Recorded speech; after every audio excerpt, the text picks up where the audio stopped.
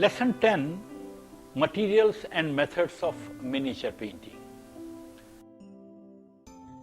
You see, miniature painting has had a long tradition in our country, and we should be well aware of what miniature painting is. Miniature does not mean the format, it's not with the size. A miniature painting could be as big as this or even much bigger. I have seen the miniature painting of even 10 feet in the size, in the width. Miniature painting means there has been a tradition which came from Persia, Mughals introduced, and it became very common in Rajasthan and spread in Pahadi hills of India, northern hills of India. And this miniature school of painting means there is a too intricate work. The artist does such an intricate work, he creates the chiaroscuro or the modeling of the figure with dots, which is known as pardas. He uses light and shade. But mainly this kind of painting is based on the line. It is completely linear. Even if an artist is trying to create a model in the modeling in the head, or he wants to make the arms round or body round, then he would use the method of creating the light and shade through the point of the brush. So the main character of miniature painting is that our paintings, our tradition allows the brush to be handled from the point. From the point you do either pointillism kind of thing, or you draw the line. Through that you fill up the entire painting.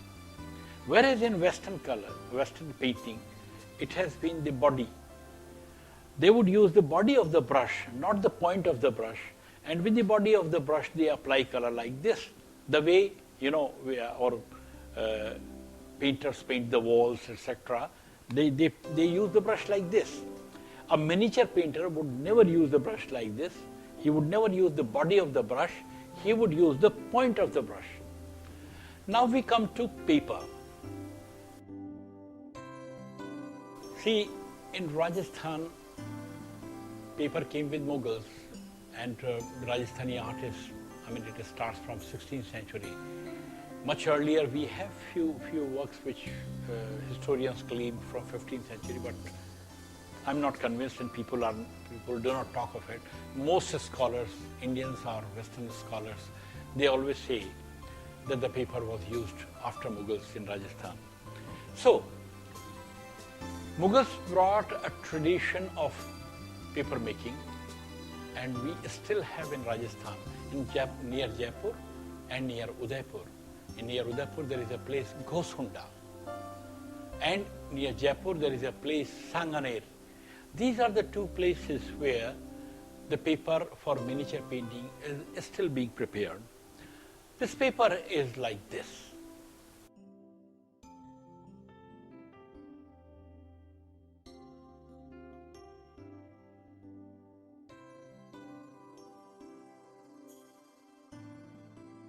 Now see, the painters have used paper very frequently, but sometimes they have used even the silk, which again came from China.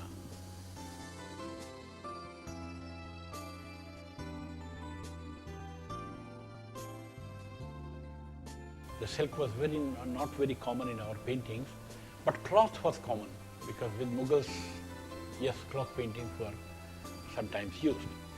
Paper has been largely used.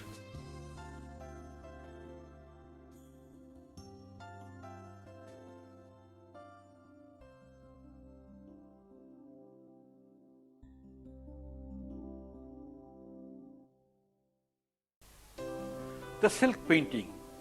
The eminent miniature artist Rajaram holds the painting on silk by him. The process of silk painting is quite similar to the cloth painting, with a very little difference of Vasli.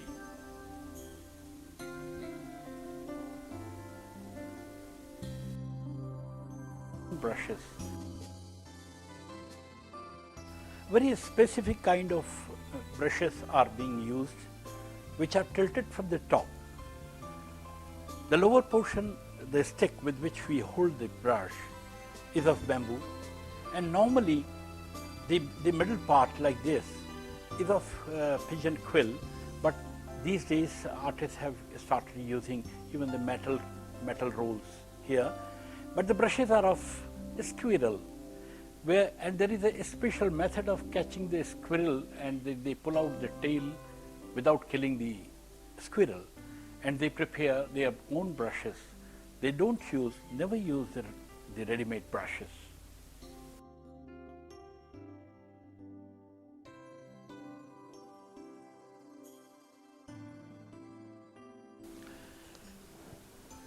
Now we talk about colors employed into these miniature paintings.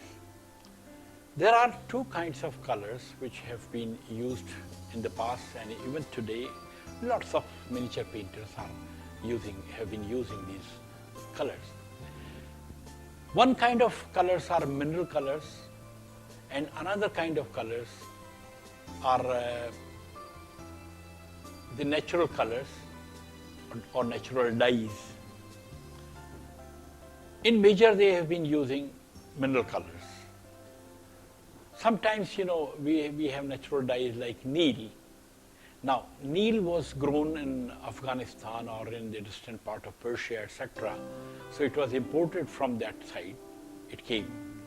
So is the mercury oxide, the sindoor, that has been borrowed from the other areas of Persia, etc. But in major, we have been using the burnt sienna color, which is red oxide. We have been using khadiya, which is white gypsum. Then we have been using black, the kajal, the black powder. Out of burning the lamps, we prepare this black color. Similarly, we use yellow color, yellow oxide. Then there are few processes of preparing few colors also. For example, there is one chrome yellow color, which is known as pyavdi. Now, there is a very long process of preparing pyavdi. A cow is fed with mango leaves when, in the March and end of March, in the beginning of March, we have the new leaves on the mango leaves. These new leaves are being picked up, and it is being fed to the cow. And they put a layer of yellow clay on a cloth, and this cloth is being put on a pot. And the urine of the cow is being taken next day onto it, and it passes through yellow clay into the pot. And that pot later on is that urine is being boiled, and they boil it to the extent that it turns into a solid, and then it is left to dry. That is the pyavdi process. It's a very tedious process, because in most of the times the urine gets spoiled and you don't get the color of your intensity. Stone color. There are 6-7 kinds of stones through which we get red, we get green, we get yellow. So these stones are equally important. And there is a very, very tedious process of preparing these stone colors.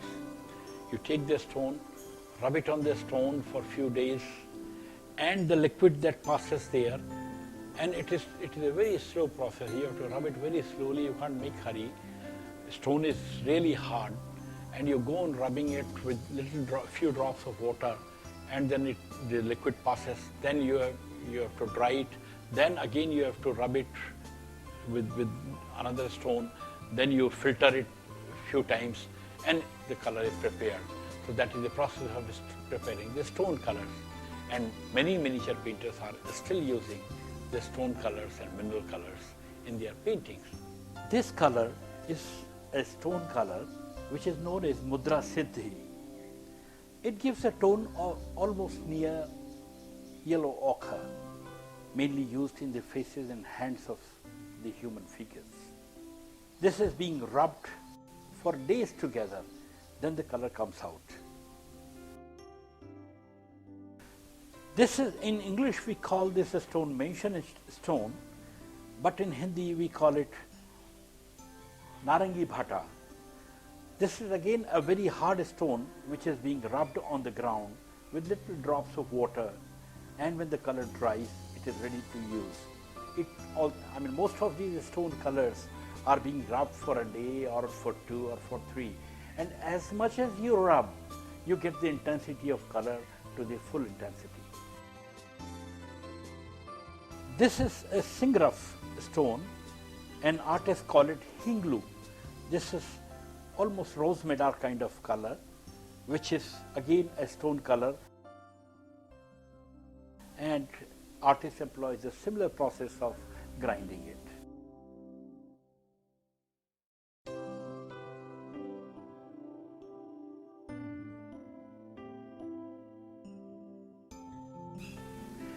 This color is known as Hartal, again a stone color, which gives you chrome yellow color.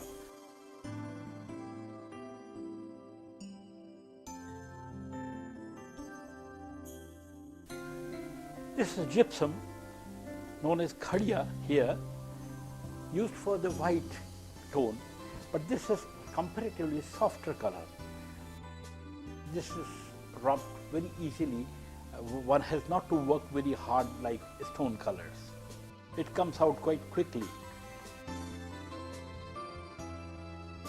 And in most of these stone colors and mineral colors, later on the gum is blended, and gum works as a binder.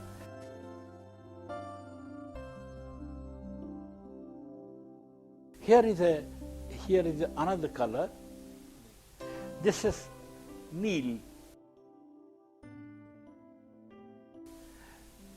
which we call in English indigo.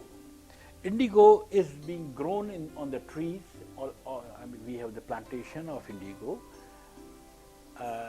During the Mughal times, it was brought from Persia and Afghanistan.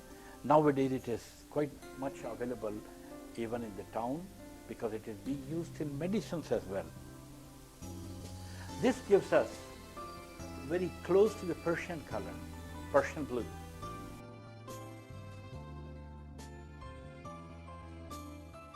This is vermilion, the sindoor. This is burnt sienna color. This is from a mineral color, a mineral pigment that is known as Geru, G-E-R-U, but in English we can call it red oxide. Aritha is being used to degrease the painting. If there is any kind of greasing on the painting at any areas, then the liquid of the aritha is being applied there, and you can remove the greasy part of painting.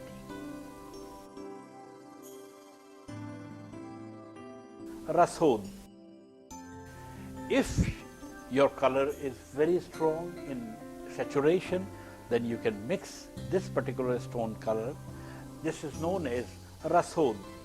Rasod is being blended with water after rubbing it, and then it could be applied on the painting to dull the colors, to reduce the hue of the color.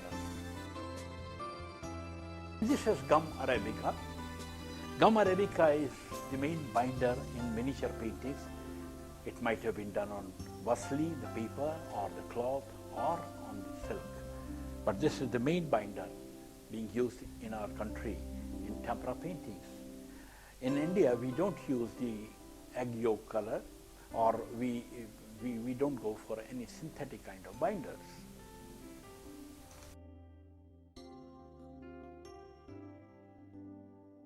This is known as ranga. Ranga has got lead into it. The metal is there, and it is prepared with saris.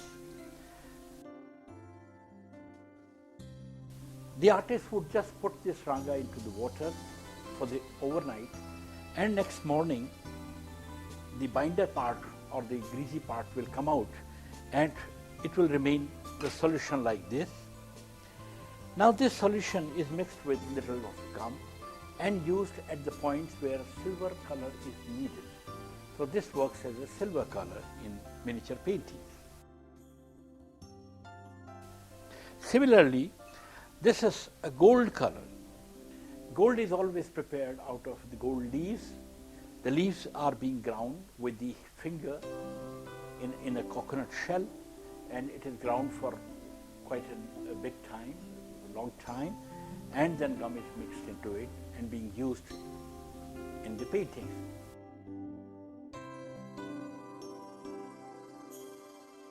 Hakik stone.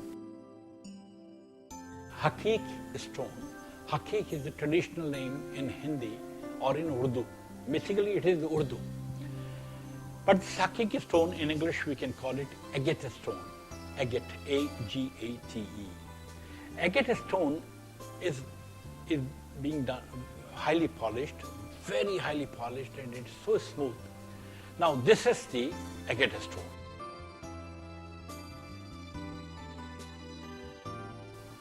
And it is fixed into this wooden piece. And when you fix it into this wooden piece, because then it is known as goti. Goti means, in English we would say, the burnisher. So it is being used to burnish the painting. You know what happens when we fill up the colors into different areas?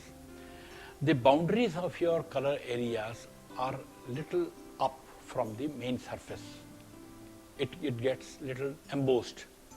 Now, if you would be using any line which will be crossing that particular area, will be stuck, and there will be too much of color will spread there. So, this color, this goti is being used to flatten those colors which have been embossed while we are filling up the color. The pigment should not be embossed, because sometimes you are using cross-hatching, you are using such thin lines which run over the forms, and when it overruns on the forms, if it is embossed, then it will be stuck. The color will be stuck and your painting will be spoiled. Lahe is prepared out of your wheat flour, very thin wheat flour, or they sometimes use even arrowroot for it. So this wheat flour is mixed with the water and boiled. So after boiling it, it becomes a lahe. The way we prepare halwa, but in halwa it is more thick. In lahe it is very, very, very loose.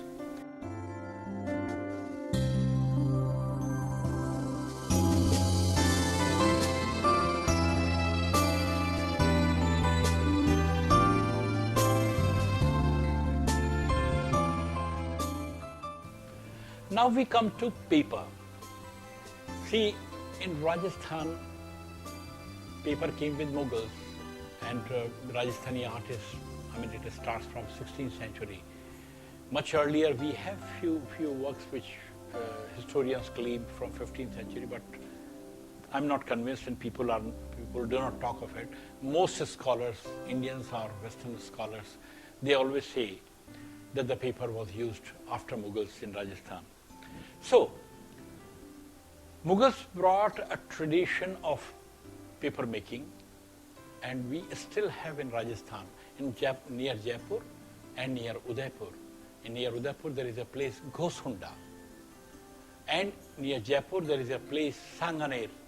These are the two places where the paper for miniature painting is still being prepared. This paper is like this. See, this paper is almost like, a translucent paper, and if you want to paint on this paper, then you have to stick 2-3 layers of these papers on one onto another, and then the final paper, which becomes little thick. This paper is prepared out of the rugs. Sometimes they use rice also, but it is completely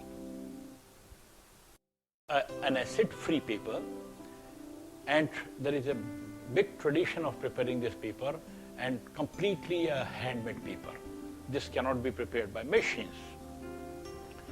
Now, the process of vasli is little difficult.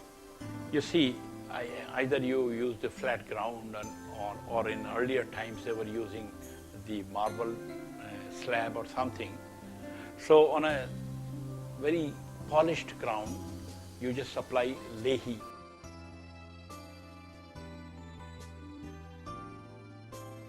That loose Lahe is applied on the ground. See, this is applied on the ground.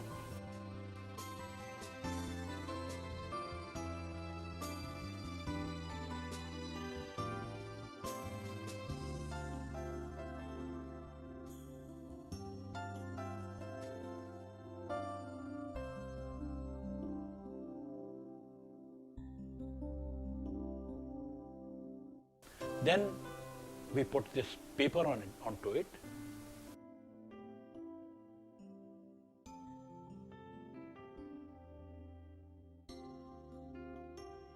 Reason of rubbing is that we are taking out all the air bubbles between two papers. More and more you burnish, more and more you apply Lahe and you rub it on the ground, the air bubbles are eliminated. Then we put another paper, same process is repeated. Now, after repeating such process, you have taken out the entire thing, all the bubbles have come out. Now you wipe out the upper part so cleanly and remove the entire Lahe, which is extra Lahe. Leave this for at least 3 to 4 hours to dry. When it is dry, you can take out this paper from the ground. And when this paper comes out, you cut it to your size you want and start doing your painting. The Vasli is ready. This is the pictorial surface on which miniature painters paint. You can watch there are 2 layers of paper. Sometimes they put even 3 layers of paper. It depends upon the artist who wants the thick paper. Sometimes they use even 3 papers. So, but the Vasli is ready. Sometimes they cut it to the sizes that they want. If the artist wants a smaller size, he'll cut it to a smaller size. Otherwise, they will cut it sharp to accommodate their main design. So painters paint on this Vasli. Likhai.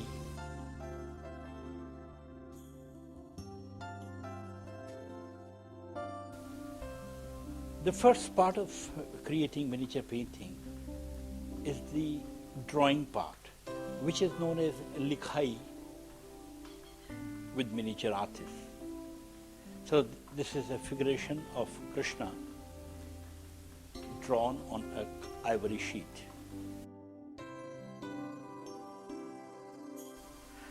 This is another example of a drawing, Likhai, of Srinathji,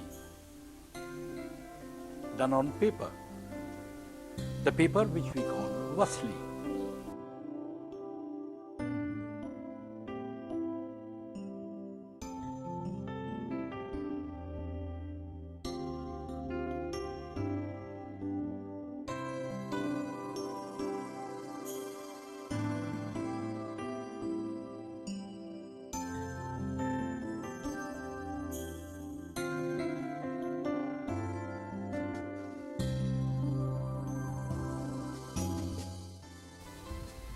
Mr. Rajaram, the eminent miniature artist, is on work in his studio.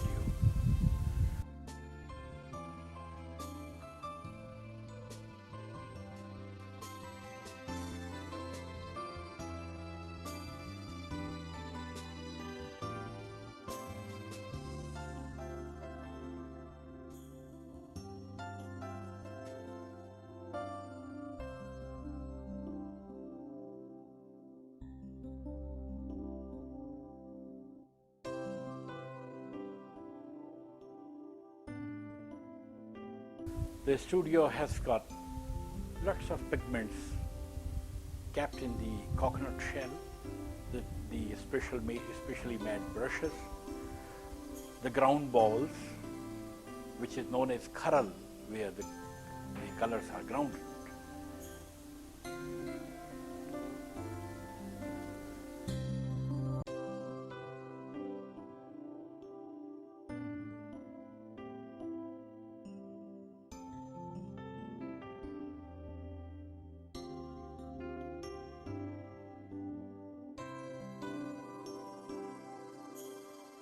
Now see, this is the first fill-up the artist has done.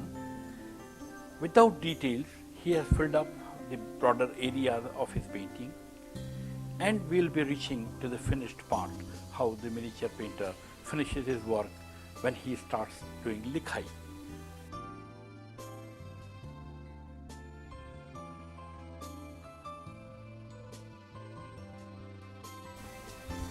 The artist, a miniature artist, is on work on a cloth painting of Nathdwara style of painting. He is engaged in doing the likhai. That means he is giving the details with a tiny tilted brush.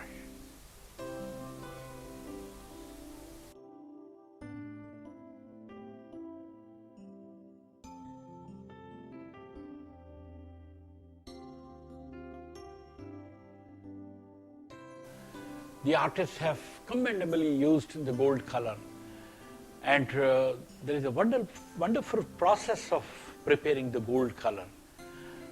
When you use the gold color, it comes in the brush just like other color, and you can draw, you can create even the outlines, and you can fill it up, and when you finish it, it shines like gold. So the gold has been very much used in Rajasthani painting. Of course, it also came from Mughals. Now, they take a lot of gold leaves, put into this coconut shell, and rub it with their fingers with little gum. I mean, they understand how much gum is to be put. A few drops of gum with these leaves, and it is being rubbed and rubbed and rubbed and rubbed for a long time. And mind it, the person whose hands sweat, he cannot prepare this color, he is restricted. Anybody whose hands sweat, that will turn the entire gold color into dark grey color. It will be blackened. So, never allow a person to grind this color in the coconut shell whose hands sweat. And this is how the gold color is prepared. And it is again a hard process. And here is a finished product. It's a finished painting, beautifully done, of Shinaji with all delineations, very intricate working, detailed working with all softness. Thank you.